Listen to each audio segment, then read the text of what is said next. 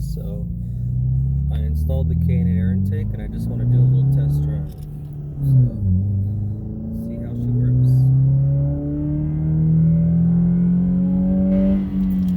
Sorry, I'm holding the phone with my hand and trying to drive the manual, so bear with me.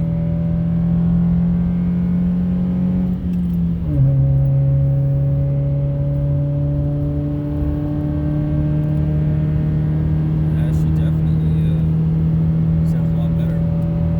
Better throttle response. Let's cool it off now. We're just at 95.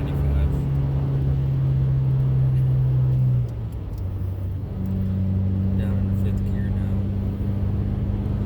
So yeah, that was pretty good engine response, throttle response. I mean, definitely a little bit louder than she usually is. I don't think it's gonna improve your 0 to 60 very much. Maybe you might get a little better performance on your quarter-mile run,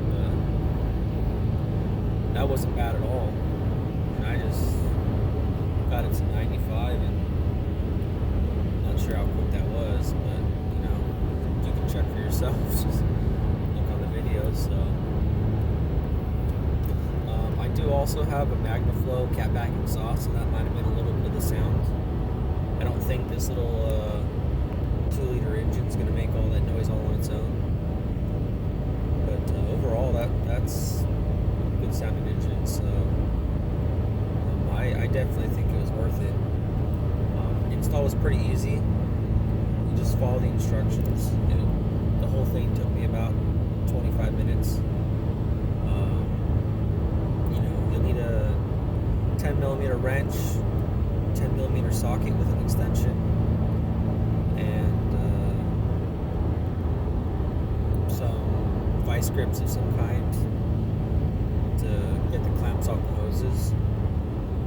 That's pretty much it. I would recommend an 8mm to torque down. I forgot what they're called. The things that hold down the tubes. Not plumber's tape, but the hose clamps. There you go. That's what it is.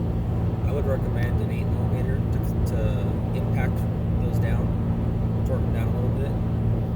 Just because doing that with a wrench, you might not get them tight enough. They might come loose over time, especially the filter, because it's more of a cold air. It actually goes into your wheel well a little bit, so definitely want to make sure that's torqued down at least a little bit, at least to like 20 foot-pounds. Not too much. That way it won't come loose over time. I did have the one in my Ram 1500. After several months of vibration, it did come loose, and I didn't know about it for a few days. So you want to make sure that's torqued down real good. Beautiful scenery. We just had a bunch of rain. Welcome to Latah County. Just had a bunch of rain the other day, so it's really nice and green right now. I'm at 3,500 RPM at 85 miles an hour right now. Let's let it rip a little bit. 90, 4,800 RPM. Going uphill too, so this is kind of hard to speed up. 95 at 5,100 RPM. Alright, and 100 at 5,400 RPM, maybe 5,500 RPM. Slowing down, going around a curve. Plus, I'm in Latah County. They patrol their roads a little bit better than the county I live in. So, back down to a nice cool 75. I can see a 65 speed limit sign up here. So, probably drop it back down to 65 and leave it at that. So, overall, pretty happy. It is a little bit pricey. If you do sign up at knn.com for their newsletter or whatever it is, they will email you a discount coupon. You can get like $50 off the system, something like that. That's what I did. So I tried looking for a Spectra for my car, but it doesn't come. I mean, they don't make it for the 2018 Impreza just yet. I do like Spectra a little bit better. It's a little bit smaller company, just like K&N, they're just a smaller company, and I like supporting the smaller guys better. But So the one on my truck is a Spectra intake system, but unfortunately Spectra didn't make one, so K&N's going in my wife's Outback, and it's going in this Impreza. So I'm gonna go ahead and sign off, guys. I hope this helped. If you were not sure whether to spend the money on a cold air intake for your Impreza, I don't think the brand really matters. They're all pretty much the same principle, and they all look pretty identical. So, I mean, whether you go with A&E, I think might make one. Is that the name of the company? AEM maybe?